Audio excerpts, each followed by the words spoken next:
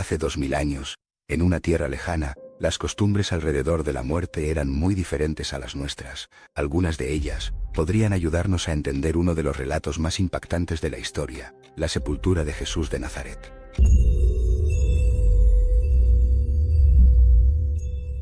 Para ello, viajamos hasta una cueva mortuoria del siglo I, un lugar que guarda secretos sobre cómo se despedían a los difuntos en aquel tiempo. Las tumbas de hace 2000 años eran más que simples agujeros en la tierra. Eran espacios diseñados con varias secciones. Al pasar el umbral, se encontraba una zona que separaba el exterior del interior. Una enorme piedra, tallada en forma de disco, cerraba el paso, protegiendo el interior de la tumba. Dentro, la sala principal revelaba nichos excavados directamente en la roca. Cada nicho, con una profundidad de unos 2 metros, servía para el descanso inicial del cuerpo.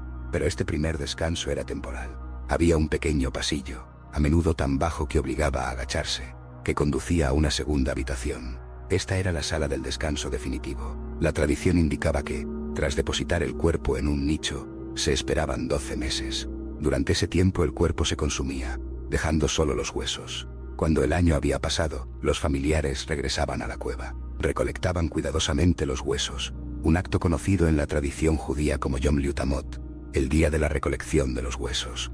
Estos restos se guardaban en cajas de piedra, llamadas osarios. Los osarios se colocaban luego en la segunda habitación, donde el difunto reposaría hasta el momento de la resurrección. Para el lector de hoy, es curioso el papel de figuras como José de Arimatea y Nicodemo en la sepultura de Jesús. No se trataba de personajes cualquiera. Las fuentes rabínicas de la época nos hablan de personas adineradas en Jerusalén, que dedicaban parte de su fortuna a ayudar a los necesitados y a los peregrinos. Un ejemplo era Indimon, un nombre muy parecido a Nicodemo, tanto que muchos estudiosos creen que eran la misma persona, solo dicho en diferentes idiomas. Indimon donaba dinero para asegurar comida y agua a los peregrinos y a los pobres. Jesús, originario de Galilea, no de Jerusalén, y de una familia humilde, carecía de los recursos para un entierro digno en una ciudad ajena. Así, José de Arimatea y Nicodemo, siguiendo esta práctica filantrópica, proporcionaron los medios para que un rabino, crucificado por el Imperio Romano, recibiera una sepultura adecuada. La tumba donde lo depositaron no era de clase baja. Era una tumba de una familia rica, con decoraciones y una talla que revelan un poder adquisitivo considerable. Esto nos ayuda a comprender mejor el tipo de lugar donde reposó su cuerpo. Otro detalle que suele pasar desapercibido es la velocidad con la que sepultaron a Jesús. Los evangelios sugieren una prisa inusual. Jesús murió un viernes. Inmediatamente después, sus seguidores y los benefactores se apresuraron a enterrarlo. Esto no era casualidad. Se debía a 2 pilares de la tradición judía. Primero, durante el Sabbat, el sábado, estaba estrictamente prohibido enterrar a un difunto. Hacerlo significaba profanar el día sagrado. Segundo, la tradición exigía enterrar a los muertos lo más rápido posible, evitando a toda costa que un cuerpo pasara la noche sin sepultura. Estas 2 normas explican la urgencia. No se trataba de improvisación, sino de una costumbre profundamente arraigada hace 2000 años.